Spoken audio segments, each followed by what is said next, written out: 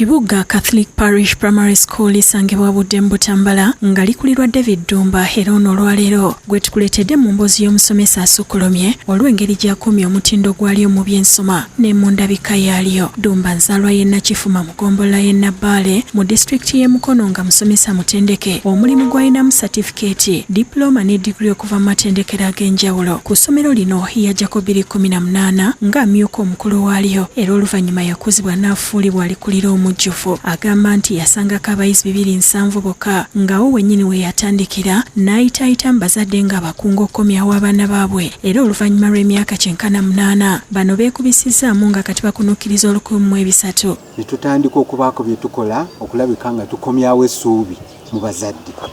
Natuukirira abakadde baffe aba foundation board bafaatha ne mbagamba waliwo ebitatambula bulungi ne tubeereko bitutereeza okusobola okukomyawo ekitiibwa ky'essomero. Abaana baali bafunanye embuto n'abalala nga babivaako mu by'okusoma. Ne mbagamba nedda ekitundu kyaffe tekijja kusumululwa ng'abaana tebayambiddwa kusoma.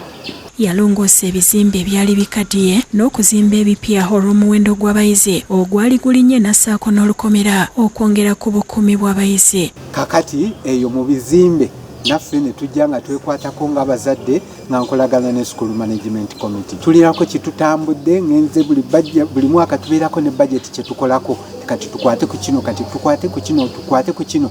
N'abazadde ne tubakunga nti tetujja kulinda balala bajja kutukolera naye mulimu gwaffe okukyusa essomero lyaffe. Okukwasisa empisa, okwongera ku mutindo gw'ebyensoma, okutandikawo amasomo g'ebyemikono n'okusoosowaza ebyemizannyo bikwasiza maanyi.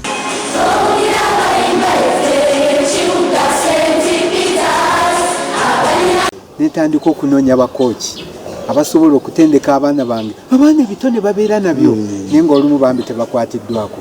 Nendeeta bakooki ne bateekateeka abaana kati ttiimu ya kibuga wano nkubi kubanga twatuukako ne ku level nga tugenda kuwangula ekikopo kya disitulikiti naye ne batugiramu abaatuwangula baalina engatto. Obwana bwange nga tebulina ngatto. Azimbye ennyumba z'abasomesa okendeeza ku ngendo ze baali batambula, okwosaako okwongera ku bungi bwa kaabuyonjo okumala omuwendo gw'abayizi ogweyongera. Wenziirayo ne mu kitongole kya World Vision mikwano gyange ne mbagamba abange tuli bubi ne bambuza Mr. Dumba kiki ne mbagamba ekizibu abasomesa bange bonna abasomesa naddala amasomo aga waggulu bonna bava lugendo basula bweru bapangisa. Enkuba bwetonya batuuka leeti so n'abamu tebajja munzimbire staff quarters. Bangemulira ekizimbe amaka g'abasomesa agawementa obukadde 218. Charles Rwanga akulira olukiiko olufuzi olw'essomero ayogedde ku Dumba ng'omusomesa omuzira atadde essira kufulumya omuyizi ajjudde. Emipiira nampozi ne debating abaana baffe balungi nnyo ab'essomero lino mu bintu ebyo. Era ebikupo bingi babiwangudde. Mwami Dumba ono olw'okumusiima omulimu omunene gwakola disitulikiti yatuwa n'ekyuma kya $3.5 ekikuba ebibuuzo era tukiyina weekiri.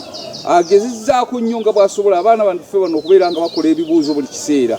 Tulina kompyuta, twafunye ne kompyuta era byonna nga maanyi ga Mwami Dumba. Emmanuel Kabuyo wa PTA agamba nti Dumba asakidde essomero lino abazira kisa abalitaddemu ensimbi nga bw'olituukako tolema kusiima nkulaakulana gye liriko.